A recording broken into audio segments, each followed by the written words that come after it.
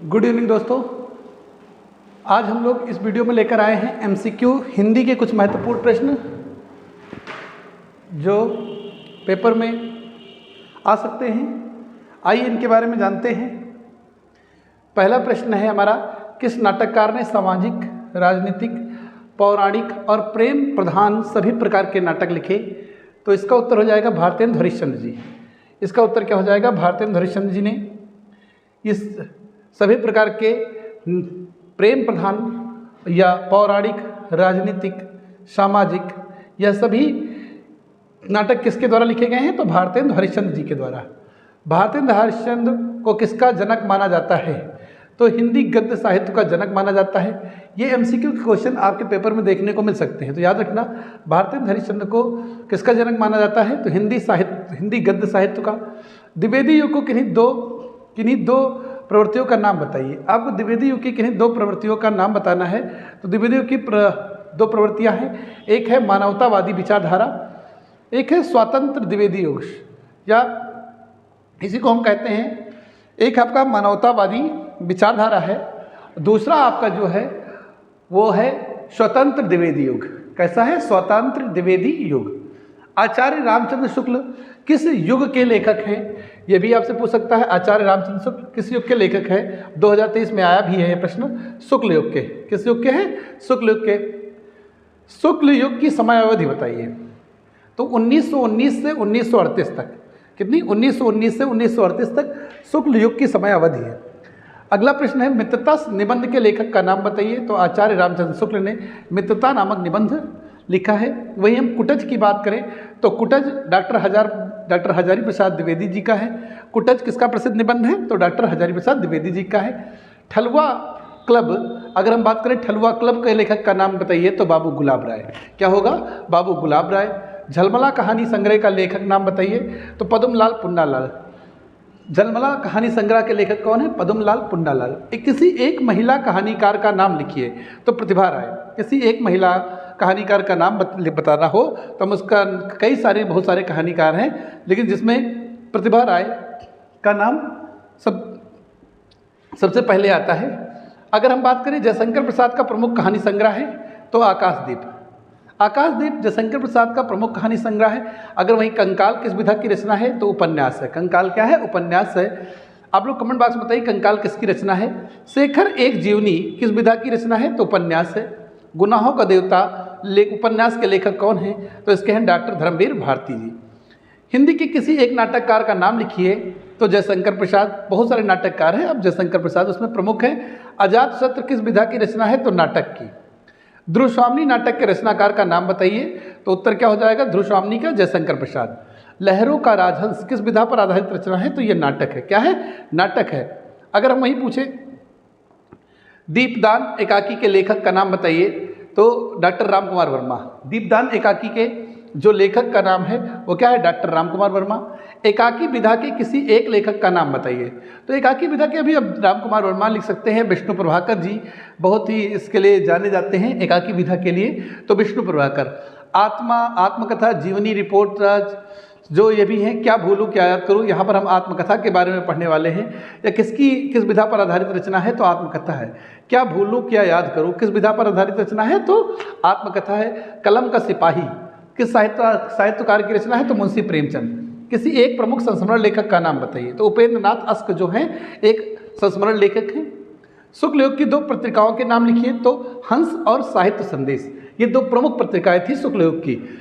अगला है, रासो ग्रंथ में प्रयुक्त हुई किन्हीं दो भाषाओं का नाम लिखिए। तो डिंगल और पिंगल, ये रासो ग्रंथ में प्रयुक्त हुई दो भाषाएं, प्रमुख भाषाएं थी। अगला है, भक्ति काल के दो प्रमुख कवियों के नाम लिखिए। तो सूरदास और तुलसीदास। यहाँ से आपको पेपर में प्रश्न देखने को मिलेंगे। ये मात्र 10 मिनट की वीडियो में आप देखेंगे, बहुत सारे प्रश्न आपके एग्जाम में देखने को मिलेंगे। पेपर से एग्जाम देने से पहले आप यह वीडियो जरूर देखें। रीतकाल के दो प्रमुख कवियों के नाम लिखिए। तो भूषण और केशवनंद जी क्या है? इसके रीतकाल के दो प्रमुख कवि हैं। तो आपको याद रखना है रीतकाल के दो प्रमुख कवि कौन से हैं? तो भूषण जी हैं और केशव दास जी हैं। रीतिबद्ध कवियों में से किन्हीं दो कवियों के नाम लिखिए। तो आप लोग बताइए रीतिबद्ध कवियों में दो प्रमुख कवि कौन से हैं? तो ग्वाल कवि और भिखारी दास। क्या है? भिखारी दास, तो याद रखना है आपको ग्वाल कवि और भिखारी दास। रीतकाल में वीर रस की कविता किस कवि ने लिखी थी? तो महाकवि भूषण ने। किसने लिखी थी? महाकवि भूषण ने। तो याद रखना है रीतकाल में वीर रस के कवि रस की कविता किस कवि ने लिखी थी? तो महाकवि भूषण ने लिखी थी। रीतकाल की प्रमुख 2 प्रवृत्तियों के नाम लिखिए। तो यहाँ पर क्या हुआ था? रीत ग्रंथों की रचना हुई, श्रृंगार रस की प्रधानता थी। क्या थी? श्रृंगार रस की प्रधानता देखने को मिलती है। और क्या होता है? रीत ग्रंथों की रचना, रीति पद। अगर हम बात करें अगले प्रश्न की, आधुनिक काल की प्रमुख विशेषता क्या थी? तो देश प्रेम की भावना। आधुनिक काल में आपको देखने को मिलेगा कि लोगों में देश प्रेम की भावना थी। अगला प्रश्न है, समाज सुधार पर आधारित रचनाएं किस युग में मिलती हैं? तो भारतीय युग में। भारतीय युग की एक खास बात थी कि यहाँ पर समाज सुधार पर आधारित रचनाएं देखने को मिलती हैं। अगर हम बात करें युगांत के रचनाकार हैं, तो युगांत के रचनाकार सुमित्रानंदन पंत जी हैं। वहीं हम बात करें मैथिली शरण गुप्त किस युग की कवयित्री हैं? तो द्विवेदी युग की। द्विवेदी युग के 2 प्रमुख कवियों के नाम बताइए। तो श्रीधर पाठक और रामनरेश त्रिपाठी जी द्विवेदी युग के 2 प्रमुख कवि हैं। अगर हम वही बात करें द्विवेदी युग के काव्य प्रमुख विशेषता क्या थी? तो बाह्य आडंबरों कुरीतियों तथा रूढ़ियों का विरोध। अगर था स्वच्छंदवाद व भाषा संस्कार, तो ये किसका था? द्विवेदी युग की काव्य प्रमुख विशेषता थी। अगर हम बात करें छायावाद के 2 प्रमुख महाकाव्यों के नाम, तो जयशंकर प्रसाद द्वारा कृत कामायनी और बालकृष्ण शर्मा की नवीनकृत उर्मिला, ये क्या है? ये सब बहुत ही फेमस छायावादी महाकाव्य हैं। छायावादी युग की किसी एक कवयित्री का नाम लिखिए।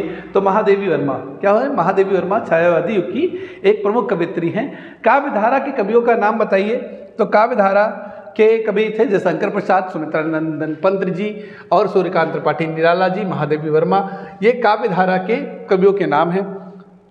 अगला है छायावादी युग की 2 प्रवृत्तियां बताइए। तो छायावादी युग की प्रवृत्तियां हैं व्यक्तित्व अनुभूति की प्रबलता, प्रकृति का मानवीकरण। यहाँ दिख ना रहा होगा साफ, तो आप लोग हमारी बातों को सुनिए। छायावादी युग की 2 प्रवृत्तियां लिखिए। तो व्यक्तित्व अनुभूति की प्रबलता और प्रकृति का मानवीकरण। अगला है नीरजा किसकी प्रमुख रचना है? तो नीरजा महादेवी वर्मा की प्रमुख रचना है। आंसू जयशंकर प्रसाद की है। रामधारी शंकर दिनकर की रचना का नाम बताइए। तो रसवंती है, उर्वशी है, बहुत सारी रचनाएं हैं। रामधारी सिंह दिनकर की रचना का नाम रसवंती, उर्वशी। युगधारा किसकी रचना है? प्रसिद्ध रचना है तो नागार्जुन की। किसकी है? नागार्जुन की। अगला है प्रगतिवादी काव्यधारा के किसी एक प्रसिद्ध कवि का नाम और उसकी एक रचना का नाम लिखिए। तो सूर्यकांत त्रिपाठी निराला प्रगतिवादी काव्यधारा के व्यक्ति हैं और इनकी एक रचना है अनामिका। क्या है? अनामिका। वहीं हम बात करें प्रगतिवादी काव्य की 2 विशेषताएं लिखिए। तो प्रगतिवादी काव्य की 2 विशेषताएं हैं प्राचीन रूढ़ियों एवं मान्यताओं का विरोध। प्रगतिवादी काव्य में क्या देखने को मिलता है? प्राचीन रूढ़ियों एवं मान्यताओं का विरोध देखने को मिलता है। विद्रोह एवं क्रांति की भावना होती है। अगर हम बात करें तीसरा सप्तक काव्य संग्रह का प्रकाशन किस वर्ष हुआ? तो 1962 में। अगला है तार सप्तक के किसी एक कवि का नाम बताइए। तो अज्ञेय जी हैं। आंगन के पार द्वार रचना के लेखक का नाम बताइए। तो सच्चिदानंद हीरानंद वात्सन अज्ञेय जी हैं। किसके? आंगन के पार द्वार रचना बहुत इंपॉर्टेंट रचना है, तो आप लोग ध्यान रखना। आंगन के पार द्वार किसकी रचना है? सच्चिदानंद हीरानंद वात्स्य अज्ञेय जी का है। अगर हम व्याकरण से देखें किस प्रकार के प्रश्न देखने को मिल सकते हैं, तो यहाँ पर आपके लिए सबसे इंपॉर्टेंट प्रश्न है करुण रस का स्थायी भाव लिखिए। आप में 2 ही रस है, तो आप लोग ध्यान रखना करुण और शोक, करुण और हास्य रस है। तो करुण रस का स्थायी भाव क्या है? शोक है। अगला है एक पंक्ति दी हुई, इसे पढ़कर बताना है कौन सा रस है इसमें। बिंद कवासी उदासी तपोव्रत धारी महाबिन नारी दुखारे गौतम तीय तरी तुलसी सो कथा मुनि वृंद सुखारे। तो इसमें पढ़ने पर ही पता चल रहा है इसमें कौन सा रस है? हास्य रस है। तो याद रखना ये हास्य रस का एक उदाहरण है। आपसे उदाहरण लिखने को भी पूछ सकता है, तो आप इसे लिख सकते हैं। अगला है निम्नलिखित पद्यांश में कौन सा रस है? तो आप देख कर ही बताना है कि इसमें पढ़ करके कि कौन सा रस है। हंसी हंसी भाज देख दूल दिगंबर को। तो हंसी हंसी भाजे देख दूल दिगंबर को पाहुनी जे आवे हिमाचल के उछाह में। पाहुनी जे आवे हिमाचल के उछाह में पति सिर देखत। उसके बाद पूछ रहा है पति सिर देखत मंदोदरी मूर्छित बिकल धरनी खसी परो जुबत वृंद रोवत उठे धाई तही उठाए रावण पहियाई। तो ऊपर वाला देखते हैं, पहला वाला ऊपर था हंसी हंस भाजे देख दूल्हा दिगंबर को पाहुनी जे आवे हिमाचल के उछाह में। यहाँ तो हास्य रस है। लेकिन अगर हम बात करते हैं अगर कि उपयुक्त पंक्ति ऊपर जो दी है पतिसर देखत मंदोदरी मूर्छित विकल धरनी खस परी, तो यहाँ पर करुण रस देखने को मिलता है। कौन सा रस? करुण रस। तो याद रखना आप लोग पंक्तियों को याद कर लीजिए इनमें कौन से रस है। अगर हम बात करते हैं हास रस का स्थायी भाव लिखिए तो क्या होता है? हास होता है। किस रस को रसराज कहा जाता है? तो रसराज कहते हैं हम, श्रृंगार रस को रसराज कहा जाता है। काव्य शास्त्र के अनुसार रसों की संख्या कितनी है? तो 9 है। काव्य शास्त्र के अनुसार रसों की संख्या 9 है। भक्त रस की स्थापना किसने की? तो रूप गोस्वामी जी ने की। किसने की? रूप गोस्वामी ने की। स्थायी भाव के साथ आते जाते रहने वाले अन्य भावों को अर्थात मन के चंचल विकारों को क्या कहते हैं? तो संचारी या व्यभिचारी भाव कहते हैं। अगला हम वही बात करें, रस सिद्धांत के आदि प्रवर्तक कौन है? तो भरत मुनि जी हैं। रस सिद्धांत के आदि प्रवर्तक कौन है? भरत मुनि जी हैं। अगला है, निम्नलिखित पंक्तियों में कौन सा रस है? तात तात हा तात पुकारी, परे भूमितल व्याकुल भारी, चलन न देखन पाऊँ तो ही, तात न राम ही सौंपे मोही। तो यहाँ पर करुण रस है। कौन सा रस है? करुण रस है। इसमें रस के कितने अवयव या अंग हैं? तो रस के 4 अवयव या अंग होते हैं। पहले को हम स्थायी भाव कहते हैं, दूसरा हमारा होता है विभाव, तीसरा अनुभाव और चौथा होता है संचारी या व्यभिचारी भाव। तो आपको याद रखना है रस के कितने अवयव होते हैं? 4। पहला होता है स्थायी भाव, दूसरा विभाव, अगला है संचारी भाव और व्यभिचारी भाव। संचारी भावों की संख्या पूछा जाता है तो 33। कितनी है? 33 है, 33। संचारी भावों की संख्या कितनी होती है? 33 होती है। अगला आपका है, यहाँ पर हम देख लेते हैं तब तक, इधर आपका मुनि मोह मन हाथ पर आए, हंसे शंभु गण अति सचुपाए, जदप सुनह मुनि अटपटी बानी, समझ न परे बुद्ध भ्रम सानी। अब पूछा गया इसमें रस पहचान कर बताइए। तो इसमें आप देखिए हंसे शंभु, तो हंसने से ही पता चल रहा क्या है? हास रस होगा। क्या होगा? हास रस होगा।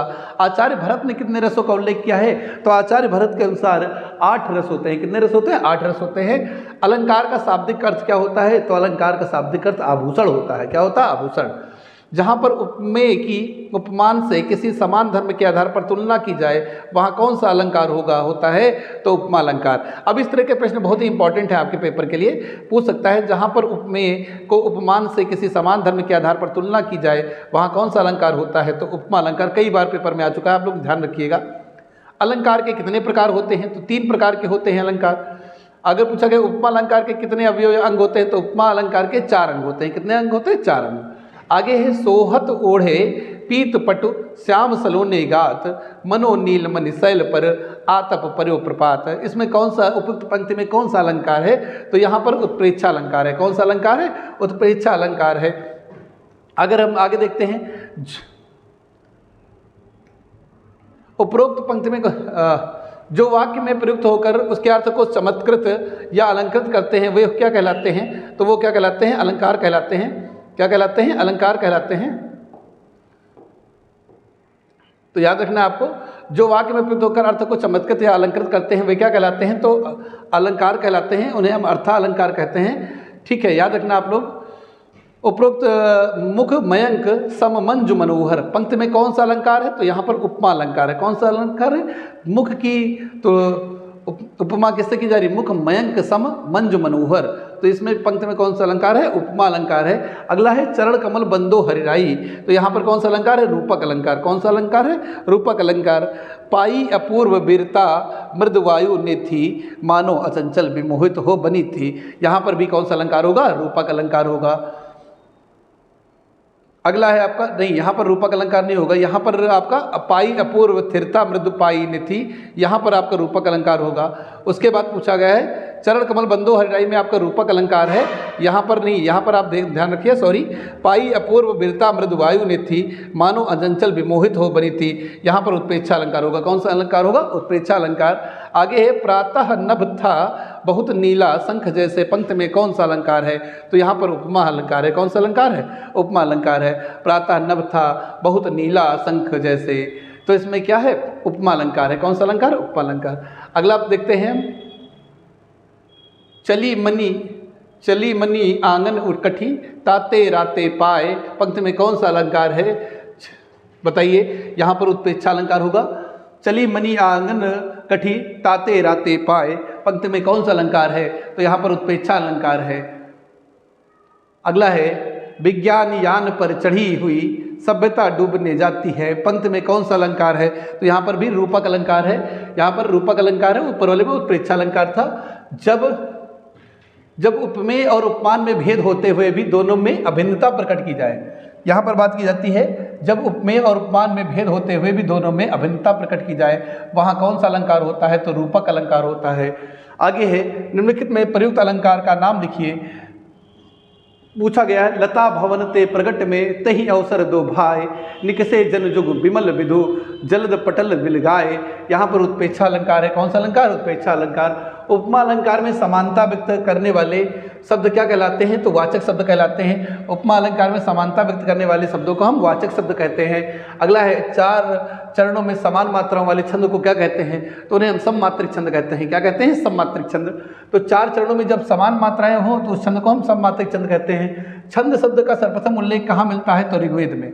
कहाँ मिलता है? ऋग्वेद में। छंद कितने प्रकार के होते हैं? तो 3 प्रकार के होते हैं। छंद 3 प्रकार के होते हैं। छंद को पढ़ते समय आने वाले विराग को क्या कहते हैं? यति। क्या कहते हैं? यति कहते हैं। याद रखना, ये बहुत इंपॉर्टेंट प्रश्न है। रोला छंद के प्रत्येक चरण में कितनी मात्राएं होती हैं? तो 24-24 होती है। रोला छंद के प्रत्येक चरण में कितनी मात्राएं होती? 24-24।